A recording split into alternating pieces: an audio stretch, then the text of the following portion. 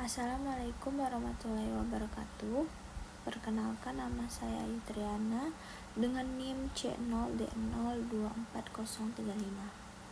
Saya dari Prodi Perpajakan. Di sini saya akan menjelaskan tentang mata kuliah pajak penghasilan, pemotongan, dan pemungutan dengan judul materi yaitu pemungutan PPh pasal 21 final dan pasal 26 bagi SPLN. Baiklah, pertama-tama kita masuk pada latar belakang. Globalisasi telah membuka peluang kerjasama ekonomi lintas negara. Banyak individu dan badan usaha asing yang memperoleh penghasilan dari Indonesia.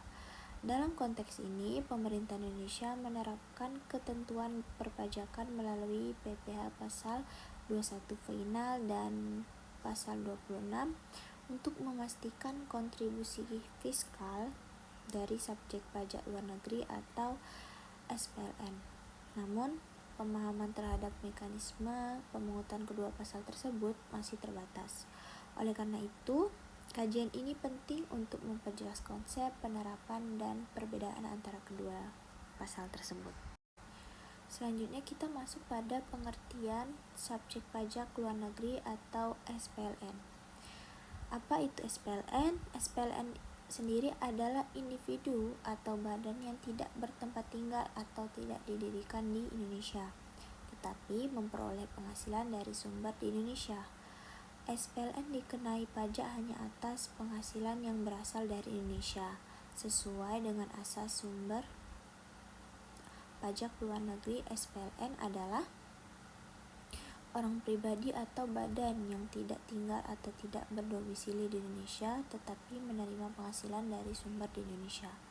Contoh dari SPLN yaitu konsultan asing yang datang ke Indonesia untuk pelatihan perusahaan luar negeri yang menerima royalti dari perusahaan Indonesia. Selanjutnya ada pemungutan PPh pasal 21 final bagi SPLN. PPh pasal 21 final dikenakan atas penghasilan tertentu yang diterima oleh individu termasuk SPLN dari kegiatan seperti pelatihan, seminar, jasa teknik, dan lainnya. Pajak ini bersifat final, artinya tidak bisa dikreditkan atau dikembalikan.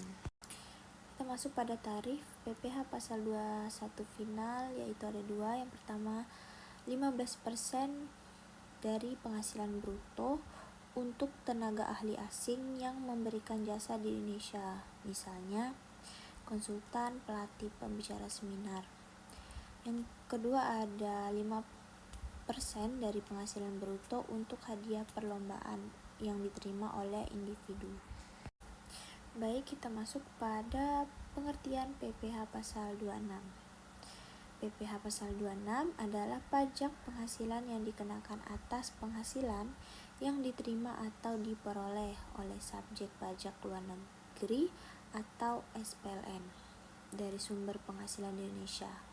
Pajak ini bersifat withholding tax, artinya dipotong langsung oleh pihak pemberi penghasilan di Indonesia. SPLN sendiri mencakup yang pertama ada orang pribadi yang tidak tinggal di Indonesia, yang kedua adalah badan usaha yang tidak didirikan atau tidak berkedudukan di Indonesia, yang terakhir adalah bentuk usaha tetap atau BUT yang memperoleh penghasilan dari Indonesia dan tidak menanamkan kembali penghasilannya di Indonesia. Lalu ada subjek dan objek PPh pasal 26. Subjeknya individu asing yang tinggal di Indonesia kurang dari 183 hari dalam 12 bulan. Perusahaan asing yang tidak memiliki kantor tetap di Indonesia, bentuk usaha tetap atau BUT yang tidak reinvestasi penghasilannya di Indonesia. Objeknya yaitu ada dividen, bunga, royalti hadiah, dan penghargaan.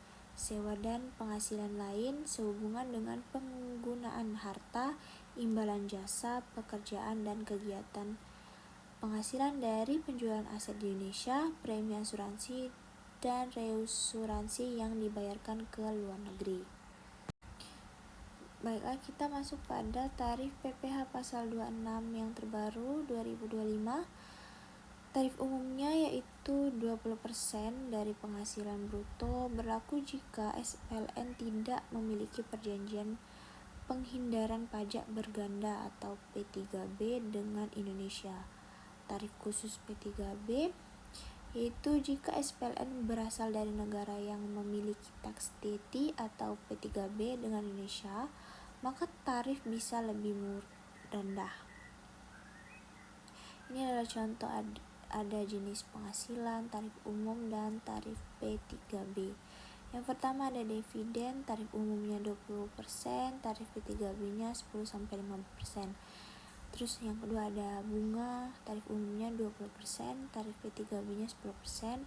Ada royalti, tarif umumnya 20%, tarif P3B-nya 10%. Lalu terakhir ada jasa, tarif umumnya 20%, tarif P3B-nya bisa 5-15%.